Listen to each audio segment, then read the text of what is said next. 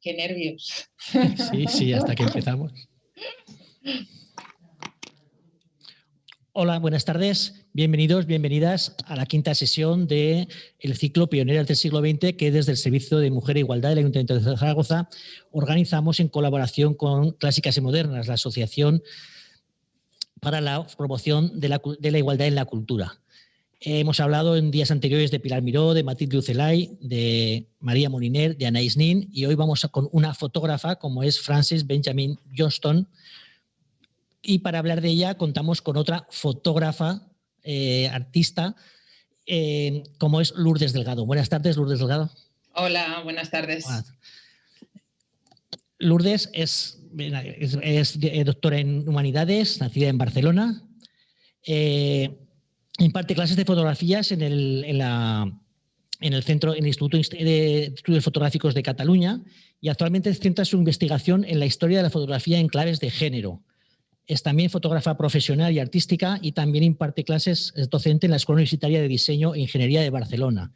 Estuve viviendo 15 años en Nueva York, donde desarrolló diversos proyectos, como por ejemplo fue el proyecto Jazz in New York, a Community of Visions, que estuvo también bastante repercusión y fue expuesto en diferentes espacios museísticos o expositores del país. Y creo recordar que la última exposición, que tiene que ver más con lo que vamos a ver ahí, con la parte que vamos a ver ahora, es la que hiciste, que como Isariaste en 2019, ¿no? Una cámara propia, Mujeres y Prácticas Fotográficas, que fue en la Casa Cultural Elizalde de Barcelona, ¿no? En lo que ya trabajabais, creo que con Núria Rius, más de 500 fotografías, es decir, una gran exposición, ¿no? En que también se demostraba salía la invisibilidad de las mujeres fotógrafas, ¿no? Que es como tú has titulado tu exposición de hoy sobre Frances Benjamin Johnston, ¿no? Que de fotógrafa de la Casa Blanca con 5 presidentes a la invisibilización total.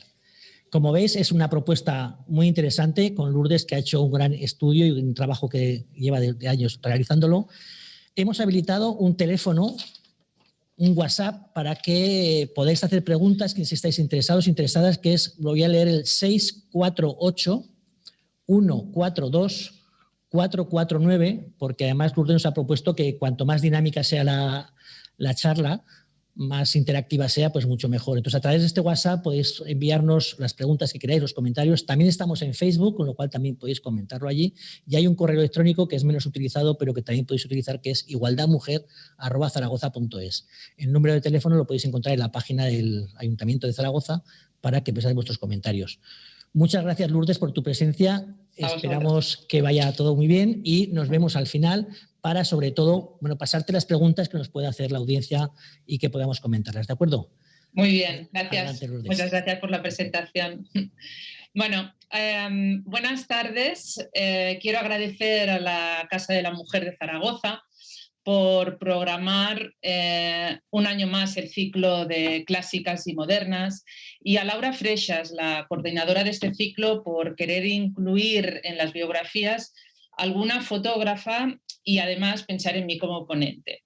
Y por supuesto, agradeceros también a todas y a todos ustedes, los que estáis escuchando, por vuestro interés. Voy a intentar ajustar la conferencia a 1 hora y después me encantaría responder a cualquier observación o pregunta que dejen escrita vía Facebook, WhatsApp o email de la Casa de la Mujer. Un momento, que voy a compartir pantalla y empiezo ya con la charla de hoy.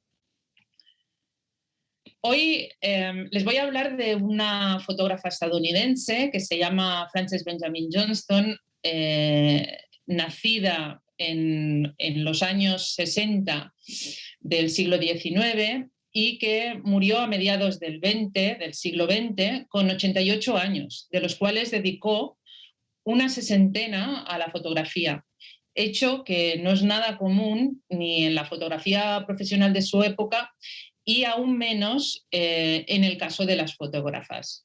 La he elegido porque, además de que creo que les puede interesar su trabajo, también nos va a servir de trampolín para reflexionar sobre 2 temas relacionados con el género. El primer tema es una reflexión sobre qué hizo posible que una mujer a finales del siglo XIX desarrollara una carrera profesional muy exitosa en fotografía. Y el segundo tema pretende empezar a dilucidar qué ha ocurrido para que el trabajo de una fotógrafa muy conocida en su época, de la que se conservan al menos 30.000 imágenes, sea hoy en día desconocida o casi desconocida.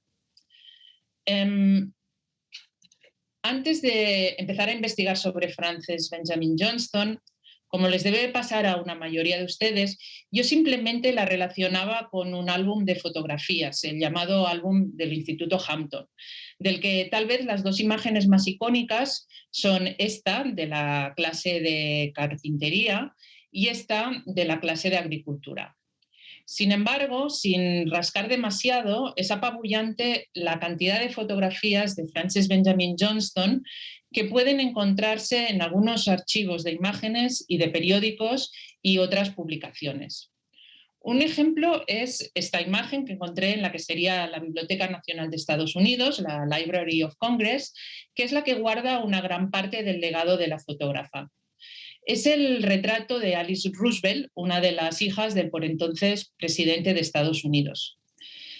Esta imagen, con la firma de Johnston debajo, se publicó en muchos periódicos para anunciar el compromiso matrimonial de la señorita Roosevelt. Aquí solamente muestro unos pocos. Otra prueba de que era muy conocida son los múltiples artículos sobre ella que se publicaron a lo largo de su vida. He querido enseñar este artículo de 1903 por dos motivos. El primero, porque nos permite comprobar lo famosa que ya era a principios del siglo XX. Como si se tratara de un personaje ilustre, el artículo explica que Johnston había visitado la ciudad de San Luis, que es la ciudad donde se publica ese periódico, la semana anterior, y relata a quién vio durante toda su visita y da detalles también sobre su carrera. El texto va acompañado con un retrato de ella y también una imagen de su estudio. El segundo motivo para elegir este artículo es que nos permite comprender lo nueva que era la profesión de fotoperiodista. A Johnson la tildan de pionera y se refieren a pionera en general, de hombres y mujeres. Fíjense en el término que emplean para definir su profesión, fotógrafa de periódicos o fotógrafa de prensa. Y es que la palabra fotoperiodista aún ni existía. He tenido la curiosidad de saber cuándo se usó el término fotoperiodista por primera vez en el New York Times y no ocurrió hasta 30 años después, en 1933. Como ya he comentado, lo primero que voy a hacer es presentar brevemente la obra de Frances Benjamin Johnston, para que deje de resultarnos extraña. He dividido su obra en tres apartados, que por supuesto no son estancos, pero que nos van a permitir acercarnos a su carrera profesional, que como pueden ver en este esquema, transita por distintas prácticas fotográficas profesionales y en distintas etapas de su vida.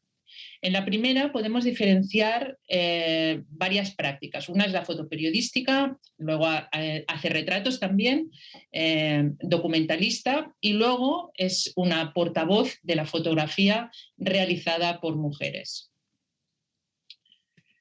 Para intentar situar los inicios de Frances Benjamin Johnston como fotoperiodista, hemos de tener en cuenta dos grandes cambios tecnológicos de la época que hicieron posible su profesión. El primero tuvo lugar en la prensa, en la manera de reproducir imágenes en los periódicos y revistas. Y el segundo tiene que ver con el avance de la técnica fotográfica en sí. Hasta poco antes que Johnston se dedicara a la fotografía, no existía una forma práctica y asequible para reproducir en una página fotografías y textos. Las fotografías se habían de transformar primero en grabados. Un ejemplo es precisamente el primer artículo de Johnston para el que no solamente realizó las fotografías, sino que además escribió el texto. El artículo iba sobre el proceso de acuñación de las monedas y aquí vemos a la derecha tres de las fotografías que realizó y a la izquierda cómo estas fueron luego interpretadas en grabados. El otro avance es el tecnológico fotográfico.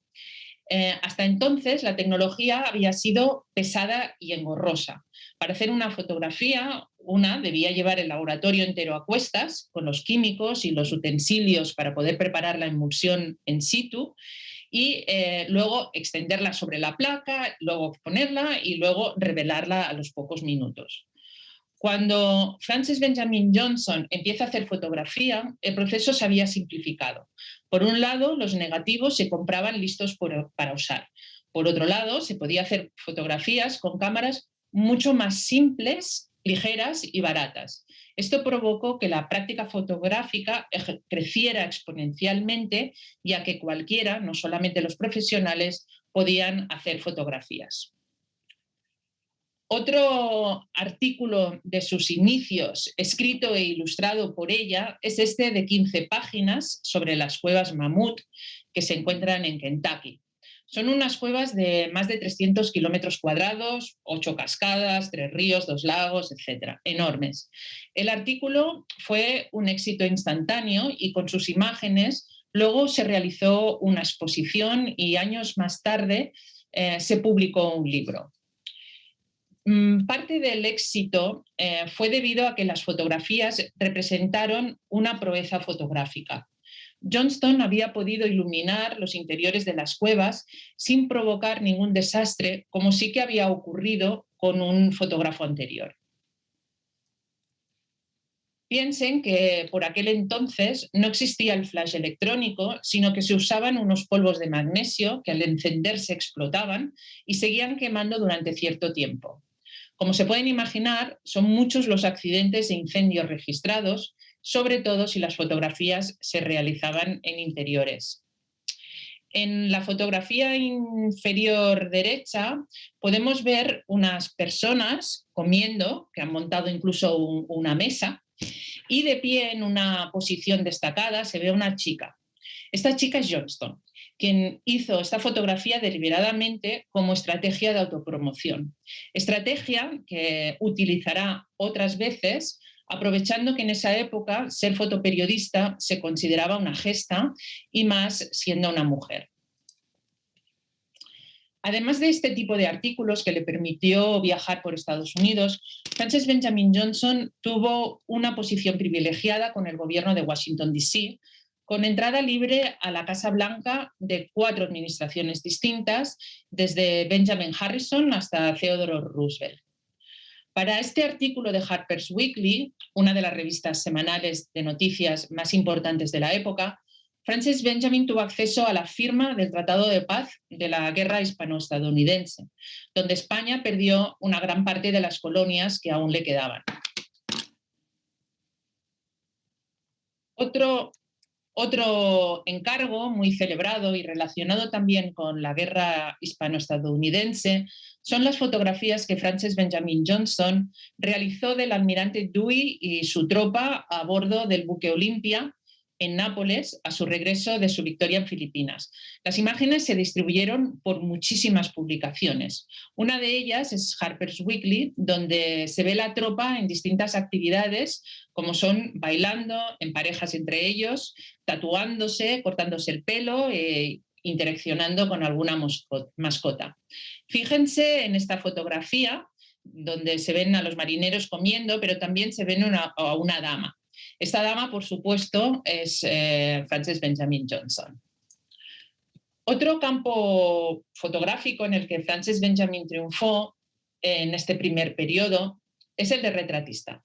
Ha de tenerse en cuenta que con las nuevas tecnologías fotográficas hubo un cambio en las expectativas de cómo habían de ser los retratos de estudio. Hasta entonces, el tipo de retrato era muy parecido al del retrato que vemos que realizó la fotógrafa Eliza Whittington en su estudio en California. Eran retratos estereotipados, casi sin expresión, y de posturas rígidas, donde el valor estaba en que la persona y su vestimenta se vieran muy enfocados y con mucho detalle. A estos retratos se les añadía algo de atrezzo, como columnas, cortinas, mesitas, etcétera, para dar linaje al personaje. Y a veces, no siempre, se les retrataba frente a un fondo. Sin embargo, cuando Frances Benjamin Johnson empezó a retratar, como gracias a la técnica ahora ya cualquier aficionado podía hacerse retratos, el profesional no solo debía documentar el aspecto físico de la persona, sino que, como si se tratara de una pintura, había de descubrir y ensalzar el carácter del personaje, saber reflejar su individualidad. Que hubiera enfoque en toda la imagen y mucho detalle ya no era tan relevante, sino que lo esencial era la postura y la iluminación. Este cambio conceptual del retrato produjo, por un lado, un cambio en el tipo de estudios fotográficos y, por otro, en el tipo de clientela. Como podemos ver en el estudio que se hizo construir Frances Benjamin Johnson en el patio de la casa de sus padres, que además, como hemos visto antes, aparece en la prensa, el estudio dejó de ser un lugar anodino. Podía ser con más o menos lujo para convertirse en un lugar agradable, exótico y que pretendía revelar el gusto y el espíritu artístico de esta fotógrafa. El estudio era un lugar para relajarse y tomar el té, y solo cuando la fotógrafa y el sujeto se habían familiarizado, empezar la sesión fotográfica. Si estaba en la ciudad, Johnston además utilizaba el estudio como espacio para socializar y recibir visitas una vez por semana, visitas que ella anunciaba en la prensa local. Como ya he comentado, el otro cambio que se produjo fue el del tipo de clientela, porque como las sesiones podían durar horas, ya no eran tan asequibles. Frances Benjamin Johnson fue muy hábil a la hora de contactar y convertir en clientes a los miembros de las familias más adineradas de Washington, D.C. Johnston trasladó este nuevo concepto del retrato de estudio que hacia afuera, ¿no? Cuando iba a fotografiar a gente afuera. A menudo Johnston colocaba a los sujetos cerca de una ventana, ocultaba el fondo con una tela oscura y construía el retrato teniendo en cuenta la iluminación y la postura como si lo hubiera realizado en su estudio. Este reportaje sobre los nuevos habitantes de la Casa Blanca fue publicado en The Ladies' Home Journal, la primera publicación en Estados Unidos que alcanzó el 1.000.000 de ejemplares. Lo he elegido por dos motivos. El primero es porque, disculpen un momento, perdón.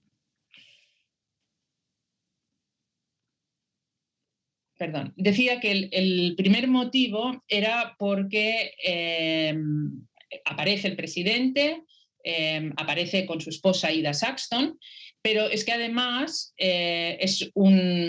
anticipa la fotografía que va a hacer en el siguiente periodo. Y porque en este texto podemos ver, en este periódico podemos ver también fotografías de interiores de la Casa Blanca, del exterior de la Casa Blanca y de sus jardines. La tercera práctica fotográfica profesional de Frances Benjamin Johnson de este primer periodo es la de documentalista. Esta práctica está ligada directamente con la importancia que en esa época tuvieron las exposiciones universales y que en ellas se utilizara la fotografía como modo de mostrar todo aquello que un país no podía desplazar físicamente a las exposiciones. La Exposición Universal de París fue una de las más celebradas. La visitaron casi 50 millones de personas en solo 7 meses y Johnston participó en ella de 3 maneras distintas. La primera fue con un álbum de 350 imágenes que mostraba el sistema educativo público de Washington, D.C.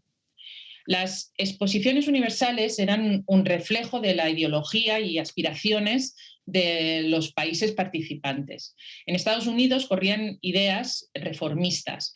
Después de la llamada Edad Dorada, la industrialización había enriquecido enormemente a unos pocos y en cambio endurecido mucho las condiciones para otros.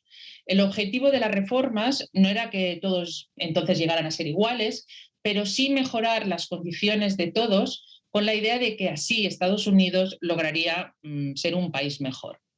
Una de estas ideas progresistas es la que se llamó la nueva educación y que fue una de las prioridades de las administraciones y de los programas filantrópicos de algunas corporaciones. Gracias a una gran inversión, el nivel educativo mejoró exponencialmente, tanto para los chicos como para las chicas, y también en distinto grado para las minorías. En la Exposición Universal de París, el gobierno americano quiso mostrar estos avances y sobre todo el éxito de algunos de sus programas, como son el de la llamada Nueva Educación, frente al analfabetismo de muchos otros países, como por ejemplo el nuestro. Para ello contrató a Frances Benjamin Johnson, quien en solo un mes y medio realizó 700 fotografías que podrían clasificarse entre documento y propaganda. El resultado subrayaba los cambios pedagógicos, como son la escolarización de las chicas y las clases prácticas en lugar de seguir el libro de texto, la práctica deportiva femenina, las clases en el exterior, ya sean al aire libre o en visitas, como por ejemplo a museos.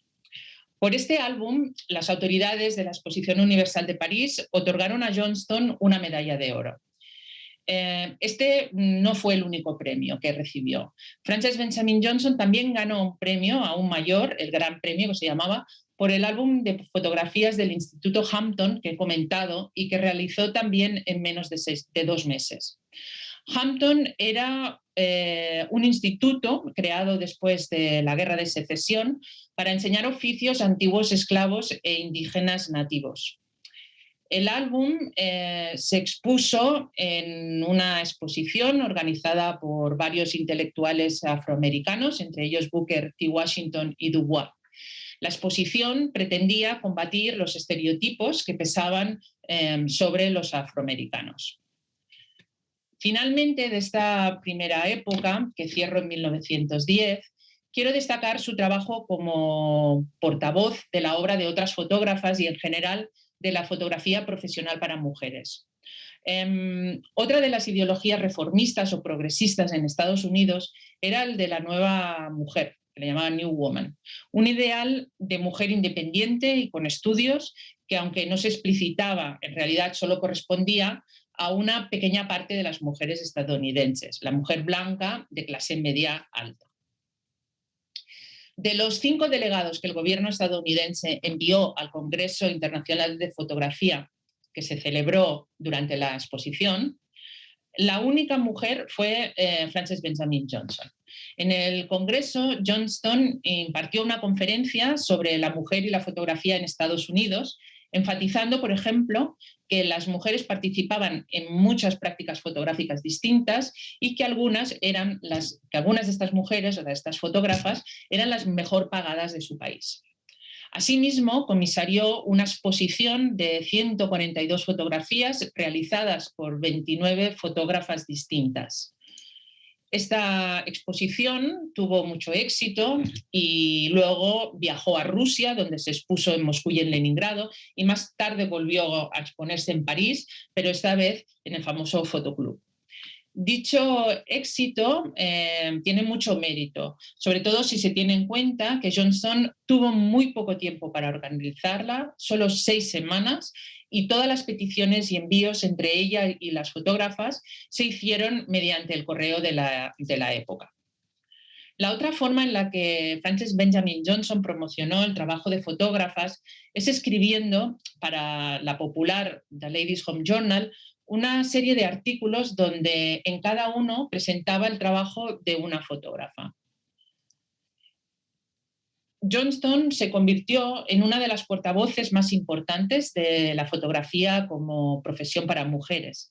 A finales del siglo XIX publicó este artículo titulado «Lo que una mujer puede hacer con una cámara», en el que explicaba por qué la fotografía podía ser una buena y lucrativa profesión para las mujeres y cómo lograrlo.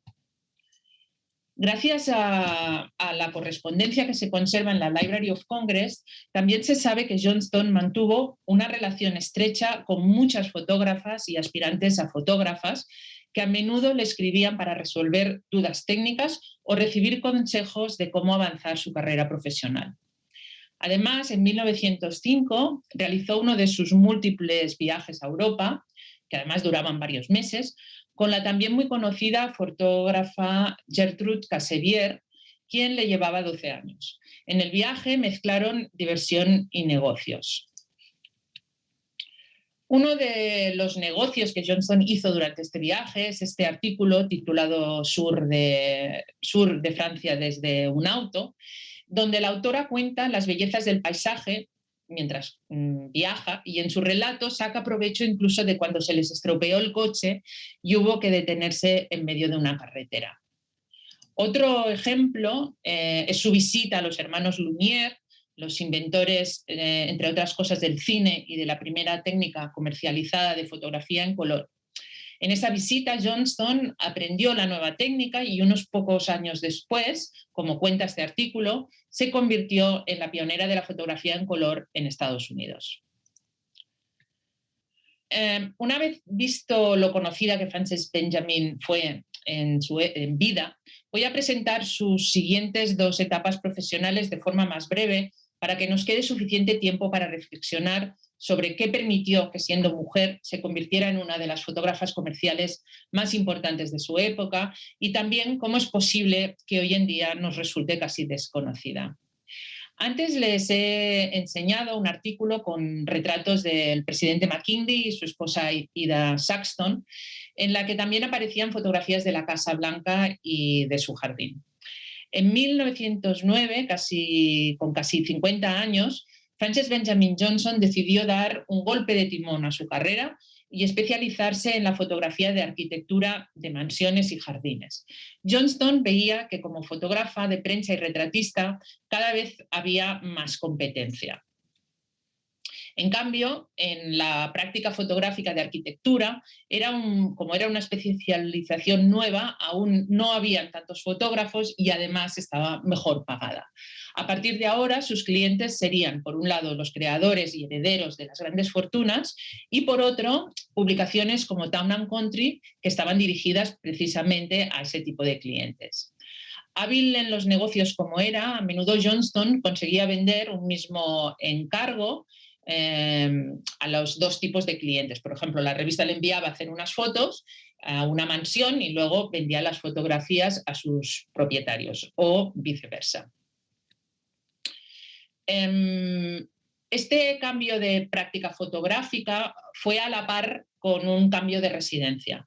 Para estar más cerca de sus potenciales clientes, Frances Benjamin se mudó a Manhattan y poco después empezó a vivir y a trabajar con otra fotógrafa, Mattie Edwards Hewitt. Como había ocurrido en su fase anterior, Johnston, o ahora mejor dicho, el tándem de las 2 fotógrafas, fue objeto de interés para la prensa.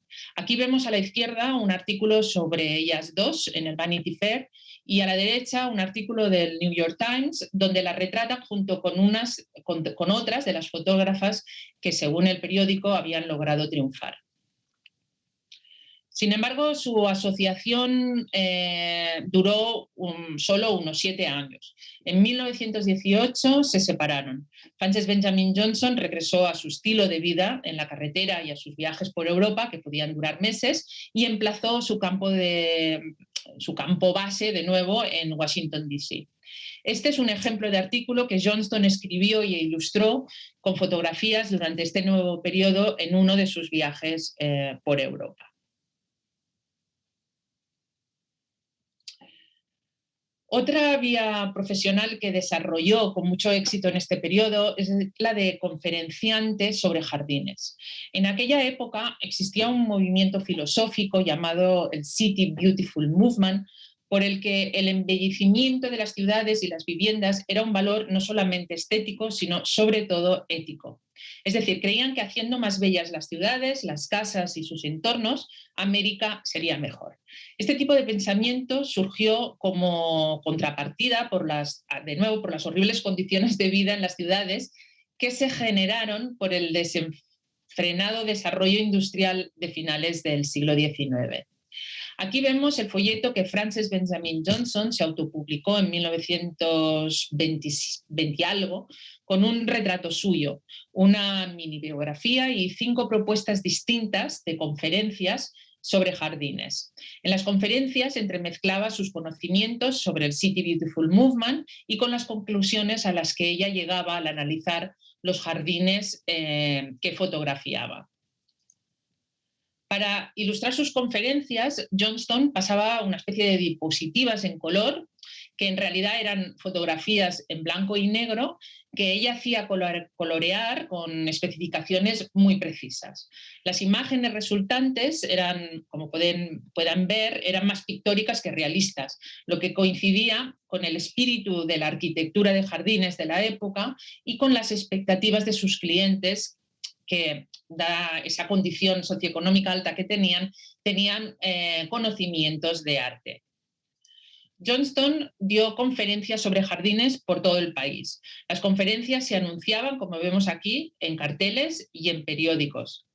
También realizó distintas exposiciones. Las conferencias también eran una estrategia comercial. Las buenas críticas le ayudaron a conseguir nuevas conferencias que a su vez atraían clientes potenciales, ¿no? Y entramos ahora en la última parte de la revisión de su obra, que empezó cuando tenía ya 63 años, edad para muchos casi de jubilación, y siguió hasta entrados los 80, con una vigorosidad creativa y de producción insólita en la historia de la fotografía. De hecho, ella dijo en una entrevista, y yo estoy totalmente de acuerdo, que de alguna manera todas las aventuras que había vivido hasta entonces habían sido la preparación para fotografiar este sur profundo que llama ella de Estados Unidos. Johnston recibió un encargo en 1927 para fotografiar una mansión en Fredericksburg, en Virginia, en el sur de Estados Unidos. Una vez finalizado su encargo, Johnston fue a explorar los alrededores y quedó fascinada por la arquitectura colonial que aún quedaba en pie. Johnston decidió quedarse varias semanas fotografiando por su cuenta.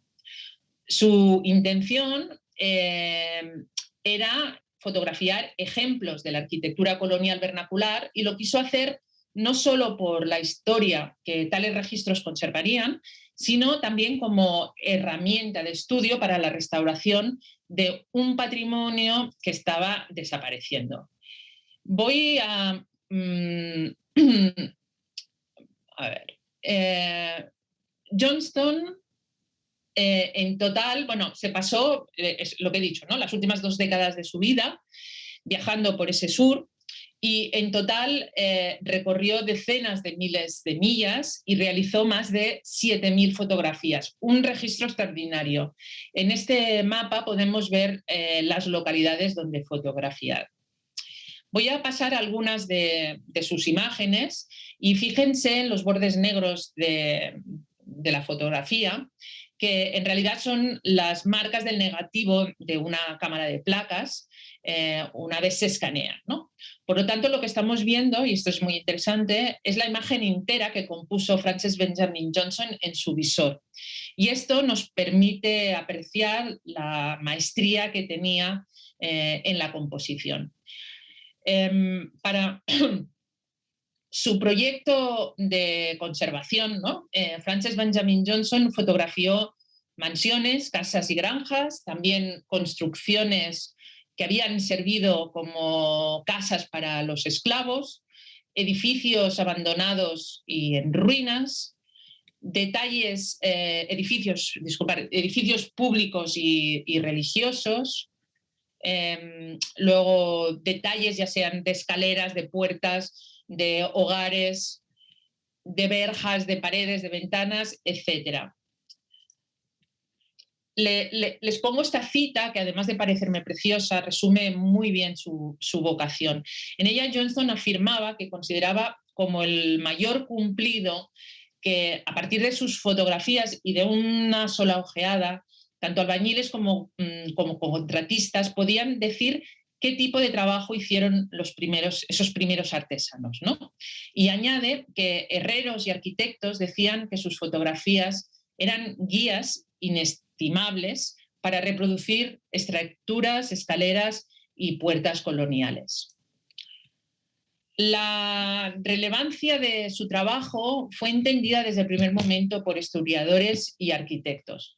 Por mediación de la Library of Congress, Johnston consiguió un total de 6 becas por parte de la Carnegie Corporation of New York, para hacer fotografías con el compromiso de luego depositarlas en la biblioteca. Con esas fotografías, más de 7.000, como he dicho, se creó un nuevo departamento, el de fotografía de arquitectura. En 1945, además, Johnston fue nombrada miembro honorario del Instituto Americano de Arquitectos. Johnston siguió viajando y fotografiando hasta entrados los 80 años y murió con 88 en la que fue su última base de operaciones, la ciudad de Nueva Orleans. Hasta ahora he estado hablando de la obra de Frances Benjamin Johnson, como en general se ha hecho hasta hace poco en la historia de la fotografía, al presentar un fotógrafo, o en este caso una fotógrafa. Yo también he hablado de ella como si no existieran circunstancias externas y personales que favorecieran o al revés impidieran el desarrollo de su profesión. Sin embargo, esto ya sabemos que no es cierto, ¿no? Ya en los 70, la historiadora feminista Linda Nochlin criticó cómo la historia del arte, al relatar las biografías de los artistas, los había descontextualizado, como si los logros artísticos fueran algo así como milagrosos, ¿no? Debido solo a que los artistas eran unos genios. En un ensayo muy conocido, titulado ¿Por qué no han existido grandes artistas mujeres?, Nochlin se preguntaba qué hubiera ocurrido si Picasso hubiera sido una niña. Si entonces el señor Ruiz, el padre de Picasso, le hubiera prestado tanta atención y estimulado tanto la ambición de la pequeña Pablita. Por eso, a la hora de pensar en una fotógrafa, yo propongo hacerlo teniendo en cuenta una serie de variables estructurales que interactúan con las llamadas esferas de género, que fueron especialmente marcadas a partir de la industrialización y que fueron determinando lo que era apropiado para cada género en las distintas épocas. Por supuesto, para cada fotógrafa, estas variables se relacionan entre ellas en jerarquías y asociaciones distintas. Por ejemplo, si evaluamos la variable fotografía en el caso de Frances Benjamin Johnson, ya he comentado que cuando ella empezó a finales del siglo XIX, el fotoperiodismo estaba en ciernes y eso claramente jugó a su favor. Al abrirse una nueva rama profesional en el campo de la fotografía, por un lado, de repente había más trabajo y por otro, las posiciones de poder aún no habían sido tomadas por los hombres. Otro aspecto a considerar en este cruce entre género y fotografía es que la fotografía como tecnología nunca fue considerada como algo que la mujer no debiera hacer. Desde el inicio de la fotografía, antes de mediados del siglo XIX, ha habido mujeres que de forma profesional, artística o aficionada han realizado fotografías. Ahora bien, en general, estas prácticas fotográficas cumplían con las esferas de género que existieran en ese momento. Otras dos variables estructurales muy importantes a cruzar con las esferas de género son el país y la época. Las mujeres de principios del siglo XX en Estados Unidos vivían unas condiciones distintas a las que vivían las mujeres de otros países. Este texto de un editor de la revista de fotografía más importante en España a principios del siglo XX es muy revelador. En un artículo sobre la mujer y la fotografía, el editor comenta que así como en Estados Unidos las mujeres podían hacer fotografía de paisaje, eso era imposible en España. Y lo razona diciendo que en Estados Unidos las mujeres casadas o solteras podían viajar solas, incluso durante días. Dice, y en cambio en España no podían ni ir solas a la Plaza del Sol sin recibir todo tipo de improperios. Por lo tanto, una Francisca Benjamin Johnston que hubiera nacido en España y se recorriera nuestro país de arriba a abajo y viajara además a menudo por su cuenta por Europa, hubiera sido imposible o casi imposible en nuestro país. En el caso de Johnston también juega un papel muy importante el hecho de que en esa época y en su país, para las mujeres blancas de clase media alta, soplaban los vientos progresistas del ideal de la New Woman. Si ya el país había apostado por la educación básica en general, para la clase media alta la educación llegó a ser universitaria incluso para las mujeres. Esto permitió que algunas accedieran a trabajos hasta entonces realizados solo por hombres e incluso alcanzaran posiciones de poder. Este artículo sobre mujeres de Washington, con inteligencia y negocios, como subraya el título, habla de los logros profesionales de algunas mujeres en diversos campos, como son el judicial y el de la medicina, e incluye a Frances Benjamin Johnson, que por entonces solo tenía 31 años, y de la que se publica un grabado de su famoso estudio. Johnston había recibido una educación excelente en Estados Unidos y a los 19 años ingresó en una academia de arte muy conocida de París, que a diferencia de la Academia de Bellas Artes, francesa, permitía mujeres y extranjeros. Cuando regresó... Ay, disculpen, ¿esto qué es? Ah, sí, disculpen, aquí. Cuando regresó a Washington, D.C., y seguramente gracias a los contactos familiares, recibió clases del primer fotógrafo oficial de la Smithsonian Institution, que es la red de los museos nacionales. Por lo tanto, Johnston empezó su carrera profesional con una educación privilegiada, tanto en el mundo del arte, de ahí sus conocimientos de composición y luz, como de técnica fotográfica. Dos variables también importantísimas a cruzar a la hora de entender la carrera profesional de una fotógrafa en el pasado son su estado civil y las leyes al respecto. De hecho, no sé cuáles son las leyes de entonces en Estados Unidos, pero si en algo fueron similares a las de España, las mujeres, una vez casadas, perdían la potestad incluso de sus propios afaires económicos. Además, la sociedad era mucho más permisiva en el tipo de vida pública que llevaban las mujeres solteras versus las casadas. No se veía igual que una chica o mujer soltera viajara a menudo por su trabajo que si lo hacía una mujer casada y el esposo y los hijos se quedaban en casa. A lo largo de su vida, Johnston viajó muchísimo, sola o acompañada, y en esta última etapa de su vida lo hizo a menudo con Hanley Ruff, a quien contrató como chofer y asistente fotográfico.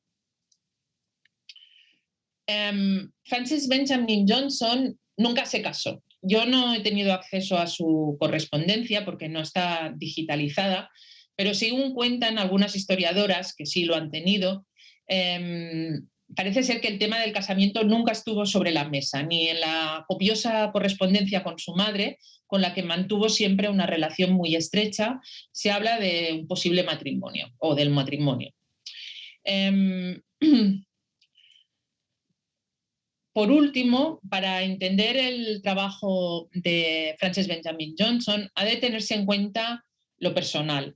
Si no hubiera una parte propia de la persona, si todo fueran condicionantes externos, no hubiera surgido una sola Frances Benjamin Johnson, sino que existirían varias, ¿no? Para empezar, seguro que el hecho de que su madre fuera una de las periodistas políticas más importantes de su época, en una profesión mayoritariamente masculina, le permitió tener la suficiente confianza para intentar ser lo que ella quería ser, pese a ser mujer, ¿no? Entre los muchos artefactos que adquirió la Biblioteca Nacional al comprarle sus archivos, hay un álbum de cuando Johnston era adolescente con recortes de noticias publicadas por su madre. Si no le hubiera dado importancia al trabajo de su madre, Johnston no hubiera creado el álbum, o al menos tal vez no lo hubiera guardado hasta su muerte. Además de esta influencia por observación, su madre la apoyó en todas sus decisiones. Con su madre viajó varias veces a Europa, tuvieron varios tipos de negocios, entre ellos inmobiliarios, y parece ser que al menos una vez le hizo de asistente fotográfica durante varias semanas, justamente para el álbum de Hampton del que les he hablado. Otro factor a tener en cuenta es que sus padres le debieron proporcionar los primeros contactos de clientes dentro de la élite de la capital del país. Además de la posición privilegiada de su madre, su padre era el director contable del Departamento de Tesorería del Estado. Con estos contactos y la educación que recibió, Johnston empezó su carrera con una clara ventaja respecto a otros y otras fotógrafas. Otro aspecto propio e importante es la determinación de Johnston a trabajar cuando, dada su posición socioeconómica, podría no haberlo hecho. Como otras chicas de su círculo que viajaban a Europa una vez terminados los estudios, al regresar de París, Johnston podría haber seguido viviendo con sus padres, pintando a ratos y en las fiestas buscando pareja. En lugar de eso, a su regreso, Johnston empezó a dar clases en el Art Students League y a pedir trabajos como ilustradora. Respecto a su vida afectiva, y que tal vez explicaría su elección de ser soltera, aunque solo en parte, se sabe muy poco. A partir de lo que he podido leer sobre las cartas, solo se podría afirmar que algunos hombres se dirigieron a ella de forma juguetona y que casi seguro tuvo una relación de pareja con Mattie Edwards Hewitt, la fotógrafa con la que vivió y trabajó en Nueva York. Aunque es desconocido el verdadero motivo de por qué se separaron las dos fotógrafas, una de sus historiadoras dice que tal vez lo explicaría una nota que se encuentra en sus archivos, que al parecer quedó sin enviar e iba dirigida a un astrólogo. En ella Johnston le decía que le daba miedo tener una relación con otra persona, ya que estaba acostumbrada a vivir sola e independientemente. Finalmente, quiero resaltar el sentido empresarial de Johnson, que tal vez, y digo tal vez porque en ninguno de los textos que he leído lo comentan, pudo haberse avivado por su padre, figura que se presenta siempre como afable y concentrado en su trabajo administrativo y sin participar de los viajes y otras actividades de su esposa e hija. Y a lo largo de la conferencia he ido mencionando distintas estrategias de autopromoción que Johnston utilizó para conseguir más clientes. En el artículo que antes he comentado sobre la fotografía como un negocio viable para las mujeres, Johnston dejaba claro que para vivir de la fotografía el negocio había de ser rentable. Y explicaba que entre los atributos que se necesitan para lograr ser una fotógrafa profesional, una de ser enérgica, ambiciosa e infatigable, es decir, como ella. Al inicio de la conferencia les he mostrado estos dos autorretratos en los que la fotógrafa se representó a los 32 años como dos tipos de New Woman, de nueva mujer. En el primero se presenta como esa mujer que ha recibido, que es independiente, pero que sigue acatando ciertas normas de las esferas, y en la segunda, una mujer ya rebelde. Esto lo vuelve a repetir y en el fondo yo creo que es también una estrategia de promoción en muchos años después, cuando ya está haciendo sus fotografías de jardines, ¿no? La figura de la izquierda es la que vimos que había utilizado en su folleto que anunciaba esas conferencias. Y como veis, de nuevo se presenta bien vestida, con perlas, peinada, etcétera, una persona con la que sus posibles clientas, bueno, las personas que irían a esas charlas y que después serían sus clientas, se podrían sentar y tomar el té. Y en cambio, la segunda, que se publicó en un artículo sobre ella como fotógrafa artista, es mucho más rebelde. Incluso aquí no se ve bien en la fotografía, pero entre los dedos sostiene un puro.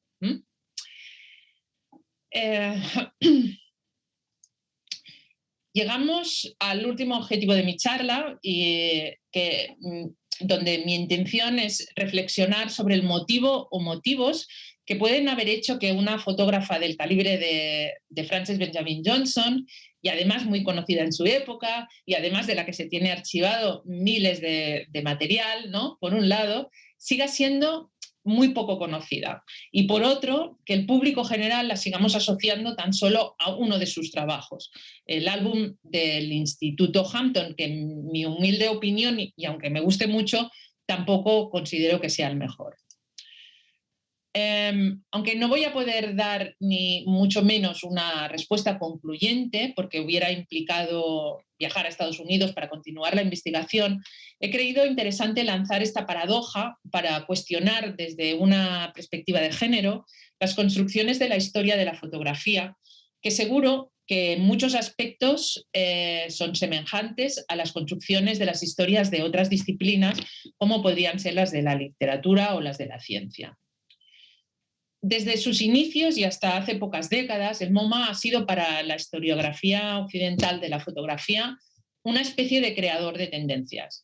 Inaugurado en 1929, fue el primer museo artístico en potenciar la fotografía como arte y el primero en crear un departamento específico de fotografía.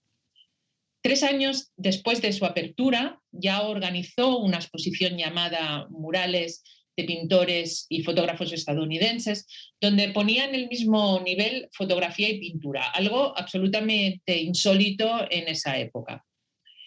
En 1937, el MoMA organizó una exposición específica sobre la historia de la fotografía, con un total de 841 imágenes y otros artilugios fotográficos, como podrían ser cámaras antiguas.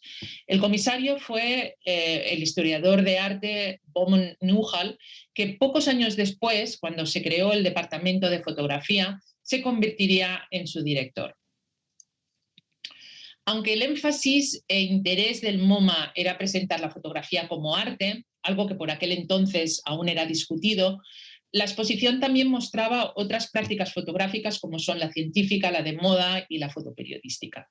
De las 61 fotógrafas y fotógrafos contemporáneos de Estados Unidos representados en la exposición, ninguna era Frances Benjamin Johnston, que entonces tenía 73 años y, como hemos visto, seguía en la cúspide de su carrera. La pregunta ahora a hacerse es ¿cómo pudo ocurrir tal vacío? Una hipótesis sería que el comisario Newhall nunca hubiera oído hablar de ella, pero parece casi imposible. Por un lado, en esa época el campo de la fotografía museística era muy reducido y Johnston había expuesto por todo el país en bastantes ocasiones y, como hemos visto, sabemos que era muy popular. Por otro lado, como historiador del arte y como demuestran las 5 páginas de bibliografía que incluyen el catálogo, Newhall había hecho una investigación a fondo sobre lo que se había escrito hasta entonces acerca de la fotografía. Aunque durante su investigación no leyera este artículo, seguro que al menos había oído hablar sobre esta exposición de la historia de la fotografía, la primera, y no sé si la única antes que la suya, de este tipo en Estados Unidos, y que además se había hecho en uno de los museos capitales del país, el Museo Nacional de Washington, D.C. Frances Benjamin Johnston había participado en esa exposición y además el comisario que la había elegido fue nada más y nada menos que Alfred Stieglitz, fotógrafo y promotor de la fotografía como arte desde finales del siglo XIX. Stieglitz, quien había marcado profundamente la historia de la fotografía, fue uno de los consejeros externos más influyentes en el periodo formativo del Departamento de Fotografía del MoMA, con Newhall a la cabeza. Por eso es muy difícil pensar que Stieglitz no le hubiera hablado ni de esa exposición ni de Frances Benjamin Johnston, a quien por entonces ya había incorporado a su larga y famosa lista de indeseables. Stieglitz era alguien apasionado y egocéntrico, famoso también por desterrar de su círculo a fotógrafos y fotógrafas que le contradecían. Si Stieglitz al principio de la carrera de Frances Benjamin Johnston la había apoyado, con el paso de los años la desdeñó y hablaba mal de su obra. Por infantil que parezca, esto podría explicar que bajo la influencia de Stieglitz, Newhall no incluyera a Johnston en su exposición de 1937. Pero de todos modos, y a pesar de que todo apunta a que Newhall sabía del trabajo de Frances Benjamin antes de la exposición, como no tengo una prueba fehaciente, supongo o partamos de que no, y que la fotógrafa quedó en un principio al margen del canon de la historia de la fotografía por mero desconocimiento dentro del MoMA. Esta hipótesis ya no podría repetirse 12 años después, en 1949, cuando Bowman Newhall y el MoMA publicaron el que sería el primer libro moderno de la historia de la fotografía y de nuevo no incluyeron a la fotógrafa. En este caso sí que he conseguido una prueba de que Newhall conocía la obra de Johnston y la dejó fuera de la historia deliberadamente. En el catálogo en línea de Frances Benjamin Johnston, en la Library of Congress, hay un listado incompleto de las personas que le escribieron y de las que se conservan sus cartas. Un listado de 1941 incluye el nombre de Bowman Newhall. Como a diferencia de la mayoría de archivos, esta biblioteca sí que permite pedir alguna información por correo electrónico, escribí si podían buscarme esa correspondencia. El archivero encontró en la caja de 1941, una parte de 1941, solamente una carta, y es la que reproduzco aquí, de fecha de 13 de febrero de 1941. Aunque la carta es breve, de ella se puede extraer información útil para nuestra investigación. Primero, ahora ya sabemos que no se conocían personalmente ni tampoco se habían escrito con anterioridad. Es decir, en la investigación que Newhall había hecho para su exposición de 1937, si ya sabía de Johnson, no la había contactado para que participara. Segundo, la que había iniciado el contacto es Johnson y no Newhall, y lo había hecho justo con una carta anterior. Tercero, Newhall, antes de que Johnson le contactara, ya estaba, como escribe él, familiarizado con cierta cantidad de su obra.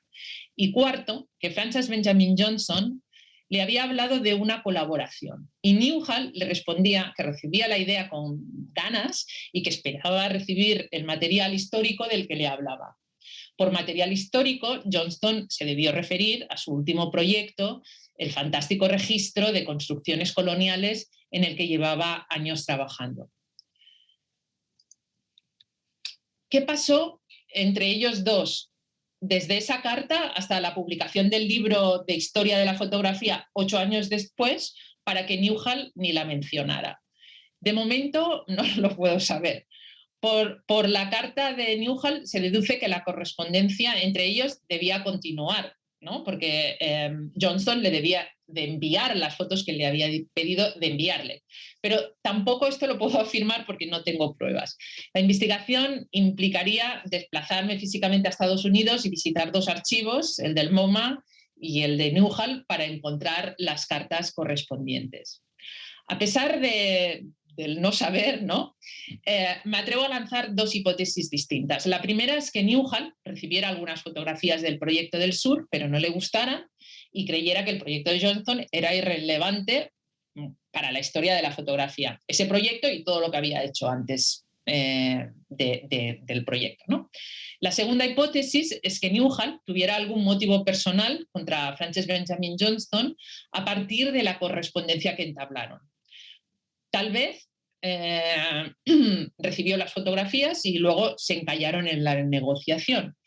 O a lo mejor Newhall le hizo una oferta a Johnston que esta creyó insultante y el intercambio subió de tono. No lo sé, todo son especulaciones. Lo único que podemos saber a ciencia cierta es que, como he dicho, 8 años después, cuando Newhall al menos conocía el último y gran proyecto de Johnston, Newhall la volvió a dejar fuera de la historia. Johnston por fin entró en el MoMA, es decir, en la historia de la fotografía, en 1966, cuando ya hacía 14 años que había muerto. Lo hizo gracias al álbum del Instituto Hampton, que, como vimos, se había expuesto en la exposición de París de 1900. El álbum había sido donado al museo por Lincoln Kirstein, otra personalidad externa al departamento, pero con muchas influencias, quien afirmaba haberlo encontrado durante la Segunda Guerra Mundial en una librería de libros antiguos en Washington, D.C.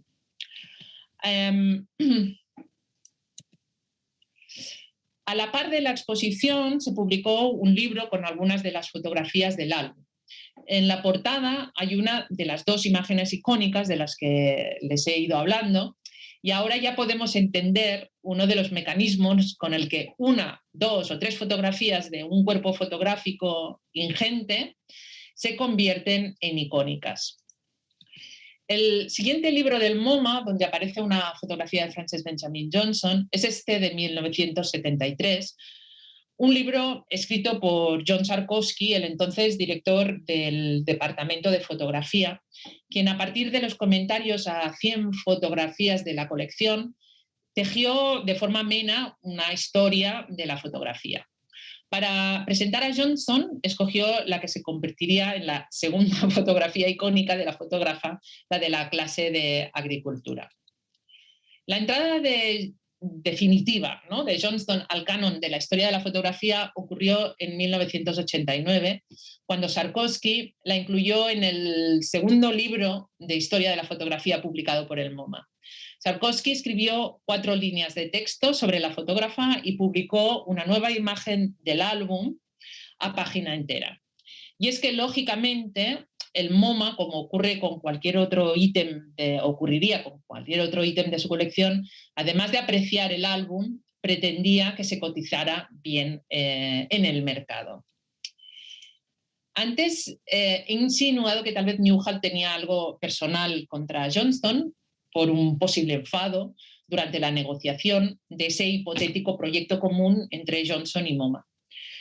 En la introducción al álbum del Instituto Hampton, Kirstein presentó una breve biografía donde afirmaba que Johnston, y traduzco literalmente, se convirtió en una anciana decidida e irascible. Me pregunto cómo Kirstein llegó a esa conclusión, si ni siquiera la había conocido porque estaba muerta, y si es que esa era la opinión vigente sobre Johnston en el círculo de la fotografía artística y en concreto dentro del MoMA. También en el texto que escribió Sarkowski sobre Johnston aparece un comentario peyorativo sobre la fotógrafa. Sarkowski dedica los primeros párrafos para hablar en general de la fotografía y las mujeres, cosa que con ningún fotógrafo lo hace, no habla de la fotografía y los hombres. Al explicar por qué en su libro aparecen tan pocas fotógrafas, argumenta, entre otras perlas, de que al igual que la fotografía, la naturaleza es la fotografía, la mujer es por naturaleza receptiva o pasiva. Pero añade que en el caso de Frances Benjamin Johnson seguro que esto no era así, y aquí inserta el insulto directo a Johnston porque dice que Johnston era en realidad un sargento de instrucción entre los fotógrafos. Para una posible explicación de esta versión hacia Johnston, adoptada durante muchos años dentro del MoMA, volvamos al texto del libro del álbum del Instituto Hampton, donde Kirstein la tildaba de anciana irascible y decidida. Tan solo 2 líneas después de esa frase, el autor comenta que los precios de Johnston eran altos, y aclara, por ser una mujer, que estaba siempre compitiendo con sus colegas masculinos, que ahora podríamos entenderlo, que sus colegas masculinos, como Stiglitz, se sentían contestados por una mujer, que le encantaba que la halagaran, como a ellos, cuál es el problema, y que estaba enormemente orgullosa de sus logros como mujer y artista. Qué desfachatez, ¿no? Si, como decía Kirstein, Frances Benjamin Johnson era una anciana decidida e irascible, tal vez fue porque era una anciana no pasiva y que no aceptaba de buenas maneras muchas cosas. Por ejemplo, que a su edad, con una obra inmensa y a la altura de muchos otros fotógrafos, la continuaran ninguneando. Me gustaría terminar esta conferencia con una nota optimista y decirles que esta vez Frances Benjamin Johnson está aquí para quedarse, que esta vez no se desvanecerá como ocurrió en el pasado. El interés por ella desde la academia empezó ya en la década de los 70 del siglo XX, y ese interés crece cada día, especialmente por historiadoras feministas. Algunas partes de sus archivos, como el de las diapositivas de jardines, ya han sido estudiados, clasificados y expuestos. Y finalmente, y no menos importante, es que la Library of Congress haya digitalizado algunas de sus imágenes y permite el acceso gratuito a ellas vía Internet. Afortunadamente, hoy en día, el poder canonizante del MoMA o el de cualquier otra institución ya no pueden ser tan hegemónicos como fueron entonces. Ahora, todas nosotras podemos conocer, disfrutar y difundir su obra. Finalizo aquí mi conferencia, pero ahora me encantaría poder interactuar con ustedes. Por favor, escriban cualquier comentario o pregunta que tengan por Facebook o por WhatsApp o por el correo de la Casa de la Mujer, y les contestaré ahora en directo. Muchísimas gracias por su atención.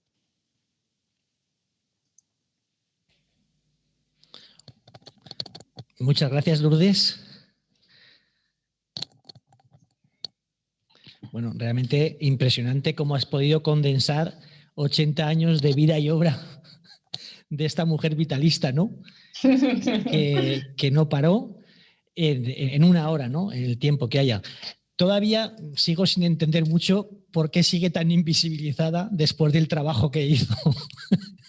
Ya sé que has dado bastantes razones, ¿no? Pero realmente es increíble pensar cómo en los años 30, cuando dices las primeras exposiciones en el MoMA, o después el libro, una persona que al menos popularmente reconocida, porque había una pregunta que nos hacíamos era ¿hasta qué punto los fotógrafos o los colegas de su época, o sus diferentes épocas, porque trabajó durante muchísimos años, hasta qué punto fue reconocida por ellos, más allá de los nombres, por ejemplo, que has nombrado ahora de Newhall o Kirsten, ¿no? que ya hemos visto que había un desmerecimiento de su obra, prácticamente sin razones, con unas razones de género, diría yo. Sí. Por el resto de fotógrafos o del mundo cultural, pero sobre todo de fotógrafos, ¿hasta qué punto ahí sigue reconocida? Te entiendo. No, o sea, lo fue en su momento, lo fue... a ver, que se entienda bien. Es que realmente pensamos muchas veces la historia de la fotografía como la historia de la fotografía artística, ¿de acuerdo? Esto es una cosa que en las últimas décadas afortunadamente está cambiando.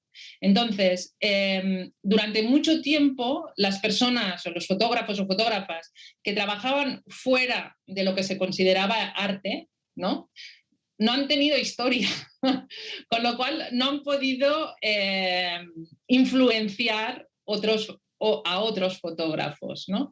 Eso es también un motivo porque a lo mejor esas fotografías que ella hizo como espíritu de registro y de posibilitar que se recuperara una arquitectura vernacular, no se tuvieron en cuenta. Entonces, yo no puedo decir que, o sea, no puedo afirmar, no he leído en ningún lugar que a un fotógrafo dice, yo he aprendido de Frances Benjamin Johnston, ¿no? Entonces, lo que sí que creo es que, por ejemplo, con el último trabajo, si esto sale a la luz, ¿no? De forma no solamente que se exponga en un lugar, sino que se empiece a hablar de ella, se haga un estudio, un buen estudio sobre esas imágenes, etcétera, etcétera, ahí es donde sí que puede generar para las generaciones futuras una influencia, porque son imágenes muy importantes. Sí, sí. Teníamos alguna pregunta que decían, por ejemplo, una muy concreta de Cristina que nos comentaba que si se hizo alguna publicación que reuniese las fotos de finales de su vida en la arquitectura del sur de América y vale. si es posible consultarla de alguna manera. Sí. Esta última época de la que estabas hablando. Sí. Existen 2 libros que se publicaron, uno en vida y el otro como 2 años después de que muriera, pero que están hechos no desde el mundo de la fotografía, sino desde el mundo de los historiadores. O sea que historiadores utilizaron, ¿no? De ahí también el premio o la mención de los arquitectos, ¿no? Que reconocían su trabajo, pero no hay un trabajo a decir, bueno, mirar cómo hace ella la fotografía, ¿no? Se hablaba de las casas, no se hablaba de su trabajo. Vale, más desde el punto de vista arquitectónico que desde el punto de vista fotográfico, sí. Quieres decir. Sí, hay en esa línea también le preguntaban de las facetas que has nombrado de Frances Benjamin Johnston, la parte de fotoperiodista, de retratista, tú has sido retratista porque también en tu época, ¿no? Tienes un montón de fotografías de personas notables, ¿no? Que se dice, y de esta parte de arquitectura histórica, ¿no? ¿Qué crees que es la parte más importante que ella, o para ti cuál es la faceta más importante de las 3, o no te decantas por ninguna de ellas? Sin duda la tercera. Sin duda la histórica. Yo, bueno, para mí he de decir que esta investigación ha sido, o sea, a medida que iba entrando en ella, iba pensando, ¿cómo puede ser que con este trabajazo, ¿no?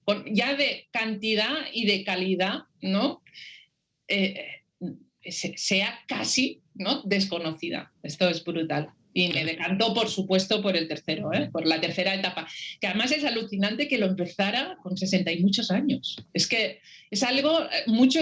Si lees la historia de muchos fotógrafos, tienen una época muy concreta en la que hacen ese trabajo que se vuelve muy conocido. Y en general es un trabajo que no es al final de su vida, ¿no? Lo que ella ha hecho es increíble, ¿no? Ese cambio constante, ¿no? Bueno, constante, 3 bloques grandes de trabajo distinto, y que el tercero, como ella misma dice, ¿no? Es como, me he estado preparando para llegar a esto.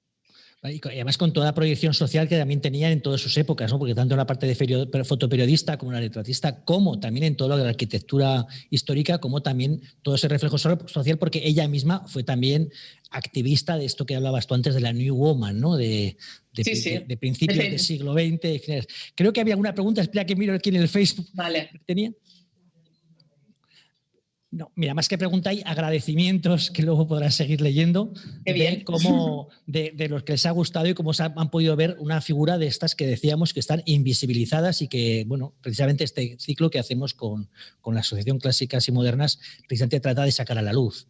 A mí, o sea, me gustaría como darle una vueltecilla a lo que has dicho tú, y es que no es realmente del todo invisibilizada. Es que esto es lo que...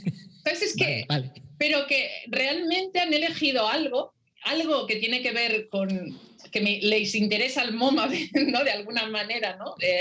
Vender o que su colección tenga valor, ¿no? Y el resto está en cajones, en un archivo. Es que es increíble. Claro, pero fíjate que yo pensaba en algún momento, cuando hacías la exposición, sobre todo al hablar del tema del MoMA y del libro, que podía también por ser una cuestión de lo que fotografiaba, del contenido de la fotografía, ¿no? Que pudiese no interesar desde el punto de vista artístico. No, pero me da la impresión de que el tema del género estaba detrás, y no lo digo porque estemos desde el Servicio de Mujer e Igualdad, lo digo porque tal y como lo explicabas, yo decía, bueno, podrá ser que la arquitectura, que los paisajes, que no... Cosa que sería rara porque está el arte detrás. Pero... Bueno, ¿puedo hacer un comentario? Yo no he querido entrar, o sea, claro, a la hora de estructurar la charla en una hora es como he tenido que quitar muchas cosas, ¿no? Pero hay otra cosa que me está dando muchas vueltas, es que he comentado que hubo 3 años después de la inauguración del MoMA una exposición en la que juntaron fotografía y tal. Sí. Pero al año siguiente hubo la primera exposición solo de fotografía. ¿Y de qué era? Pues era de Walker Evans, que este sí que es uno de los grandes de la historia, de arquitectura del siglo XIX. O sea, que no fue por el contenido. No. Mira, estaba mirando a ver si había alguna pregunta. Y luego me ha parecido muy interesante, un poco por ir cerrado también, las variables que has apuntado a la hora de analizar. Has analizado la fotografía, pero indudablemente analizar muchas otras disciplinas, ¿no? Como la época, las leyes, la etnia, el color de la piel, estaba señalado, estado civil, el país, cómo todo eso actúa como variables que condicionan completamente el desarrollo del arte y de otras muchas tareas. Como eso, por ejemplo, el género influye fundamentalmente. Ha sido el día 11 de febrero hace poco, supongo que viste el corto el vídeo que era Más Matildas, ¿no? ¿Qué habría pasado? Tú lo has puesto antes con un ejemplo que hablaban de si hubiese sido Picasso, ¿no? Sí. Si hubiese sido Pablita, ¿no?